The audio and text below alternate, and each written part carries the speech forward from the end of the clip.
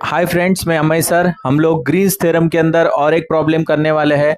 जो particular problem जो है वो दिसंबर 2000 मुंबई यूनिवर्सिटी के अंदर दिसंबर 2024 को पूछा गया है।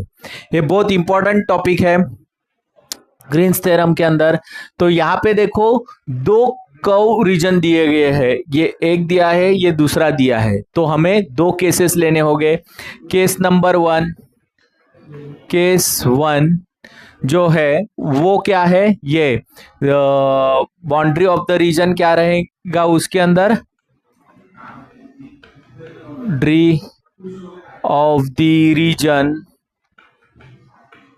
रीजन ये वाला रहेगा। y is equal to under root of x and y is equal to x वाला रहेगा। ओके, तो सबसे पहले हम लोग क्या करेंगे, देखो p कंपेयर करेंगे इसको। तो इसको अगर कंपेयर करते हैं, जो dx के साथ होता है, dx के साथ क्या है वो p रहता है। तो p क्या हो जाएगा, 3x square minus 8y square. और q जो है q इज इक्वल टू तो q क्या है, देखो q जो है वो 4y माइनस 6xy रहेगा। ओके, तो ग्रीन्स थ्योरम के अंदर क्या होता है, डाबा p अपॉन डाबा y रहेगा। मतलब इसको डेरिवेशन करते वक्त आपको किससे करना है, y से करना है। तो पहला टर्म खत्म हो जाएगा, ये वाला इसके अंदर बचेगा, तो माइनस 16y बचेगा। यहाँ पे डाबा q अपॉन डाबा x रहेगा। तो यहाँ पे आपको ये टर्म खत्म हो जाएगा, यही टर्म बचेगा। तो इसके अंदर x का 1 आएगा, तो ये माइनस 6y रहेगा। ओके, इस तरह से मुझे ये मिल चुके हैं। हम लोग अभी क्या करेंगे, देखो ग्रीन्स थ्योरम लिखेंगे, P D X plus Q D Y is equal to, ये डबल इंटीग्रेशन डाबा q अपॉन डाबा x माइनस डाबा p अपॉन डाबा y into D X D Y. तो यहाँ पे देखो मैं वैल्यू सब्स्टिट्यूट कर देता हूं। डाबा q अपॉन डाबा x के वैल्यूज क्या आने वाले हैं, डाबा q के वैल्यू है minus 6y minus 16y into D X D Y होते हैं। ओके, अभी यहाँ पे देखो, अगर मैं ये कैलकुलेट कर लेता हूं तो यहाँ पे मुझे क्या मिलने वाले हैं, देखो ये माइनस है, ये भी माइनस है। तो यहाँ पे अभी वैल्यूज क्या मिलने वाले हैं, तो ये हो गया आपका minus 6y plus 16y into D X D Y. तो यहाँ पे मुझे ये वैल्यूज मिलने वाले हैं 10y dx dy तक। सॉल्व करने के बाद देखो यहाँ पे क्या करना है, इसके लिमिट देने हैं। अभी केस वन के अंदर जो लिमिट है उसके हिसाब से हमें डायग्राम बनाना पड़ेगा। तो यहाँ पे देखो डायग्राम कैसा बनेगा, यहाँ पे दिया क्या है, y is equal to square root of x। मतलब क्या होता है, y square is equal to x, y square is equal to x, मतलब x square is equal to y square. हमारा जो हेल्प डेस्क है उसके अंदर ये इक्वेशन कहां पे दिख रहा है, यहां पे दिख रहा है। मतलब पैराबोला कैसा रहेगा, इस तरह से रहने वाला है, इस तरह से ये पैराबोला रहने वाला है। ओके, तो यहां पे देखो पैराबोला तो इस तरह से रहने वाला है। दूसरा इक्वेशन क्या है, ये तो स्क्वायर वाला था, स्क्वायर है तो इसके अंदर क्या रहेगा, कर्व रहेगा। लेकिन अगर y is equal to x है, ये लीनियर फॉर्म वाला इक्वेशन है, इसका मतलब ये होता है कि ये स्ट्रेट लाइन वाला इक्वेशन है। तो स्ट्रेट लाइन वाला जो इक्वेशन है ये 0,0 से 1,1 तक चला जाएगा अगर, तो ये इस तरह से जाने वाला है। ओके, तो कर्व थोड़ा सा ऐसा बड़ा निकाल देता हूं मैं, क्योंकि हमें स्ट्रिप निकालने में आसानी रहेगी। ओके, मतलब हमें 1,1 और ये 0,0 0 मिल चुका है। ओके, अभी स्ट्रिप जो है यहां पे आप देखेंगे तो पर्टिकुलरली 0, पे हम लोग जो स्ट्रिप ले लेंगे वो स्ट्रिप जो है वो पैरेलल टू एक्स एक्सेस लेंगे, इस तरह यहां पे, इस तरफ यहां पे लेंगे, हमें लिमिट्स देने हैं इसके। तो यहां पे इक्वेशन तो फॉर्म करके मिला है ग्रीन्स थ्योरम के राइट हैंड साइड का, लेकिन यहां पे स्ट्रिप का जो लिमिट है, इसके पहले भी मैं आपको कह चुका हूं कि ये जो इनर लिमिट है, लिमिट जो है वो क्या रहता है, स्ट्रिप का रहता है, और ये आउटर लिमिट है, आउटर लिमिट ये रीजन का रहता है। ओके, तो यहां पे हम लोग क्या करेंगे, देखो इनर लिमिट के अंदर स्ट्रिप कहां से चालू हो रही है, स्ट्रेट लाइन के इक्वेशन से, स्ट्रेट लाइन के इक्वेशन से, मतलब कहां है, y के limit parallel to y axis है, तो y इज इक्वल टू क्या रहेगा इसके अंदर, यहां पे y के वैल्यूज हमें देने हैं, y is equal to square root of x, sorry y is equal to x रहेगा, y is equal to x रहेगा क्योंकि स्ट्रेट लाइन है, और अपर लिमिट कर्व को टच है, कर्व कौन सा है, पैराबोला है, तो कर्व का इक्वेशन क्या आने वाला है, y is equal to under root of X. और जो अभी ये जो पर्टिकुलर रीजन है यहां से देखेंगे आप यहां तक, मतलब ये कौन से x के लिमिट रहेंगे, तो x के लिमिट क्या रहेंगे 0, और कहां तक चले हैं, ये x है और ये भी x है, तो 0 से लेके 1 तक। ओके, ये x के लिमिट हो गए, x के, और ये y के लिमिट, अभी 10 y dy इंटू dx, पहले हम लोग को इंटीग्रेट किससे करना है, y से करना है, तो y से इंटीग्रेट करेंगे तो ये हो गया आपका 10, इसके बाद y स्क्वायर अपॉन 2, और यहाँ पे आउटर लिमिट जो है वो 0 to 1 रहेगा, यहाँ पे ये x और ये हो जाएगा स्क्वायर रूट ऑफ x, ये 2 ये 5 हो गए यहाँ पे, तो यहाँ पे 5 अपर लिमिट अगर मैं square root of x the whole square minus x square दे देता हूं, लोअर लिमिट अगर दे देता हूं यहाँ पे तो वो 0 हो जाएगा। ओके, तो यहाँ पे आप देखेंगे तो ये हो गया x, 5 लिखना है आपको, ये हो, हाँ इसका बाहर वाला लिमिट लिख देना है, 0 से लेके 1 तक चलने वाला है, 0 से लेके 1 तक, और यहाँ पे आपका ये x स्क्वायर स्क्वायर रूट चला जाएगा x माइनस एक्स स्क्वायर, और ये हो गया बाहर जो है वो क्या बचा है, dx बचा है, यहाँ पे भी यहाँ पे भी यहाँ पे भी यहाँ पे भी, तो अभी इसका में फाइ है इसके साथ।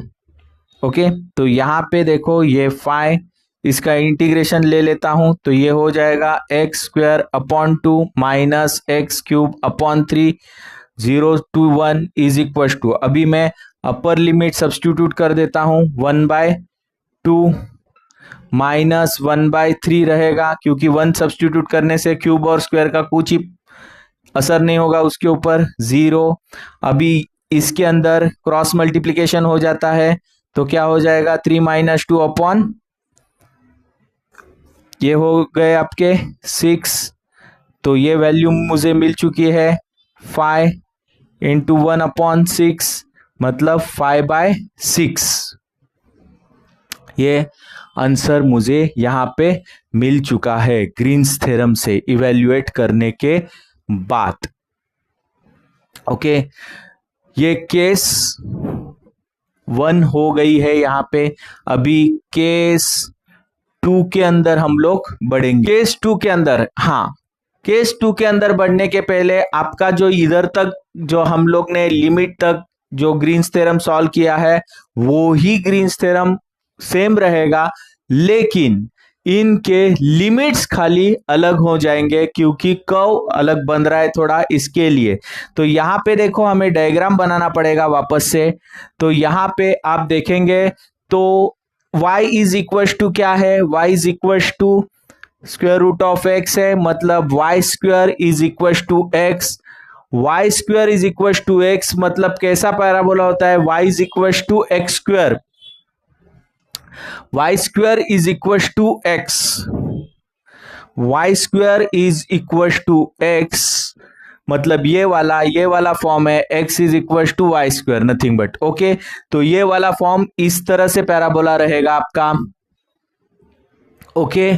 अभी दूसरा क्या है, दूसरा भी पैराबोला ही दिया है, लीनियर फॉर्म वाला ही इक्वेशन है, y is equal to X square, y is equal to X square है, तो इस तरह का पैराबोला रहेगा आपका, तो ये रहेगा इस तरह से। तो इंटरसेक्शन पॉइंट तो ये आ गया है आपका, ओके। तो यहां पे आप देखेंगे तो ये हो गया 0,0, ओके। अभी जो स्ट्रिप रहेगी वो स्ट्रिप कैसे भी निकालो, अगर मैं इस तरह से निकालता हूं तो ये स्ट्रिप निकालने के बाद ये स्ट्रिप दोनों कर्व सरफेस को ही कनेक्ट हो रही है, कर्व सरफेस को ही कनेक्ट हो रही है। यहां पे भी कर्व सरफेस है और यहां पे भी कर्व सरफेस है। तो यहां पे हमें लिमिट देते वक्त इनर जो लिमिट है, लिमिट का ही बहुत इंपॉर्टेंट खेल होने वाला है यहाँ पे देखेंगे आप, इनर जो लिमिट है, इनर लिमिट वो किसके देंगे हम लोग, ये पैरेलल टू वाई एक्सेस है तो y के देने वाले हैं। तो y इज इक्वल टू कहाँ है, इस तरह का पैराबोला है, इस तरह का पैराबोला का इक्वेशन क्या था वो देखना है। इस तरह का पैराबोला का equation y is equal to X square है, तो y is equal to X square, इधर एक्स स्क्वायर आने वाला है, समझ में आया, इस तरह से रहेगा। लेकिन अपर लिमिट जो है, अपर लिमिट के अंदर y का वैल्यू क्या है, स्क्वायर रूट ऑफ x है, मतलब इस तरह से रहेगा। और ये पर्टिकुलर वैल्यू जो है 0 to 1 0 0 है, 0 0 के अंदर है, लेकिन कहां पे खत्म हो रही है, x और y के वैल्यूज हमें यहां पे, मतलब x के वैल्यूज निकालने पड़ेंगे यहाँ पे, तो जाके हमें ये पता चलेगा कि यहाँ पे पर्टिकुलरली क्या आने वाला है। मतलब y का वैल्यू 1 लेता हूं तो x का वैल्यू क्या बनने वाला है, देखो y का वैल्यू 1 देता हूं तो x का भी वैल्यू 1 ही बनने वाला है।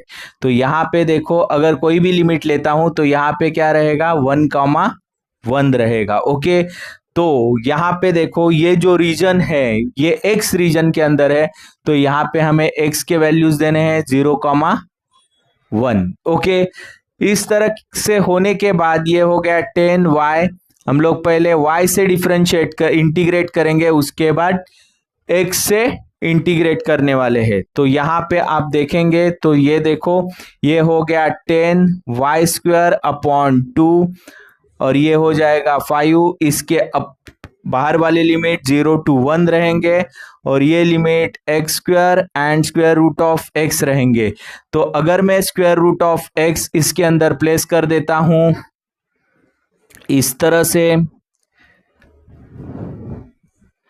ये हो गए आपके 5 जो है वो आपको बाहर लिखने हैं, 0 से लेके 1 रहेंगे। इसके बाद माइनस एक्स स्क्वायर और उसका स्क्वायर, लोअर लिमिट अपर, ये पहले मैं अपर लिमिट सब्स्टिट्यूट किया बाद में लोअर, इसके बाद ये हो जाएगा आपका x minus X raise to the power 4, ये हो गया 5, ये हो गया आपका 0 to 1, ये हो गया dx इज इक्वल टू, ये 5 हो गया, ये हो जाएगा आपका एक्स स्क्वायर अपॉन 2 माइनस ये हो गया X raise to the power 5 upon 5, okay. इस तरह से हमें इसके वैल्यूज मिले हैं, इसका भी इंटीग्रेशन निकाला हमने 0 to 1, तो यहाँ पे आपको वैल्यूज मिलेंगे 5, 1/2 माइनस 1/5, तो ये हो जाएंगे आपके 5 माइनस 2 अपॉन 10,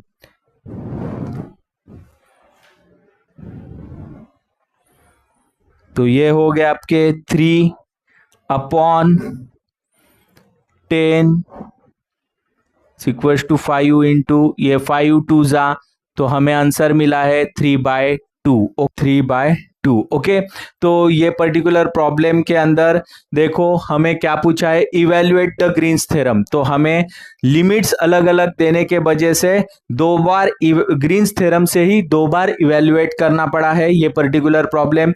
और इवेल्युएट कर बताया है इसलिए आपको वेरिफिकेशन नहीं करना है। अगर वेरीफाई बोल देते हैं तो ही जाके आपको लाइन इंटीग्रल से सॉल्व करना है। ये प्रॉब्लम इवेल्युएट आता है तो काफी इजी होता है, लेकिन ये पर्टिकुलर प्रॉब्लम के अंदर दो लिमिट है, दो बाउंड्री कंडीशंस थी, तो दो केसेस आए हैं। ओके, तो आप इसका स्क्रीनशॉट ले लो। और अगर मेरे वीडियो आपको अच्छे लगते हैं तो लाइक, सब्सक्राइब और शेयर ज्यादा से ज्यादा करना। Thanks for watching my video.